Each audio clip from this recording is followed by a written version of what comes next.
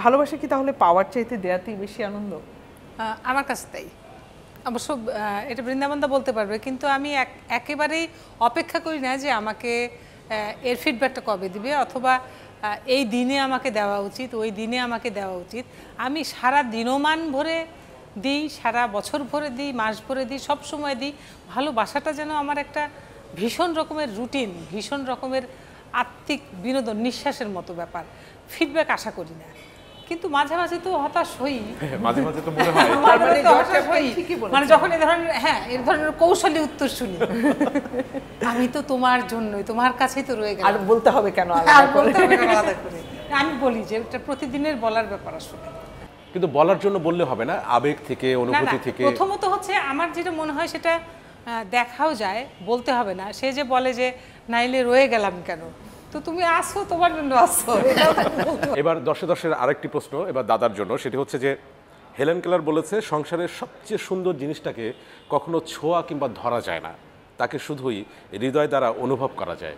আপনি কি একমত? অবশ্যই। সেটা সংসারের না, আমি একটু বাড়ায় বলতে চাই যে প্রকৃতির যে অপার সৌন্দর্য, সেটাও আসলে তো অনুভব করা ছাড়া, আর ক্যামেরায় নিজের চোখ তো ক্যামেরা না যে বন্দি করে নিয়ে এসে পরে দেখলাম, এটা আসলে অনুভবই করতে হয় সব কিছুই। আচ্ছা, সেই জায়গায় আমি জানতে চাই যে সংসারের সবচেয়ে সুন্দর জিনিসটা কি আপনার কাছে, যেটা আপনি আসলে ধরতেও পারেননি, ছুঁতেও পারেননি, শুধু হৃদয় দিয়ে অনুভব করেছেন? সুখ।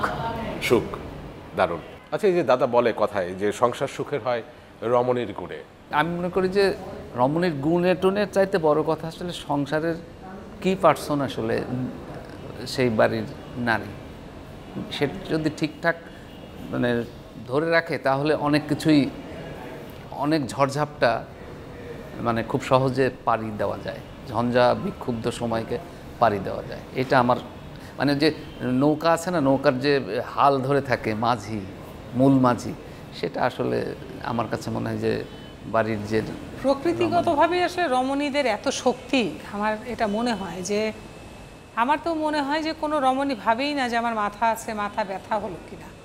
মানে সকাল থেকে শুরু করে একদম ঘুমানো অবধি সবার মাথার দিকে খেয়াল রাখে যে কারো মাথা ব্যথা করছে কিনা, কারোর মন ভার কিনা, কে কী খাবে, কে কী করবে, নিজের কাজ, নিজের জব, লৌকিকতা, সামাজিকতা, এভরিথিং।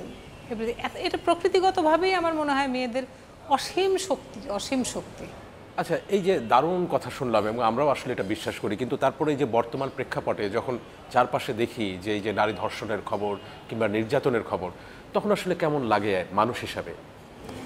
ভীষণ অপমানিত বোধ করি, ভীষণ কষ্ট হয়, ভীষণ ভীষণ কষ্ট হয়। একেবারেই যেন মনে হয় যে সেভাবে ছুঁয়ে যাচ্ছে না আসলে। আগে যেভাবে আমরা দেখতাম বিষয়গুলো নাটক, সিনেমায় সব জায়গায় উঠে আসছে। হ্যাঁ, নাটক তো আসলে সমাজেরই দর্পণ। আমরা বলি সমাজে যে ভ্যালুসগুলো তৈরি হয় সেইটাই রিফ্লেকশন হয় নাটকে। এর রিফ্লেকশনটা কারা করায়?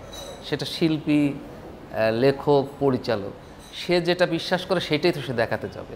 আসলে আমাদের এই চর্চার জায়গাটা প্রচণ্ড রকম ঘাটতি এবং এর উত্তরোত্তর বাড়ছেই।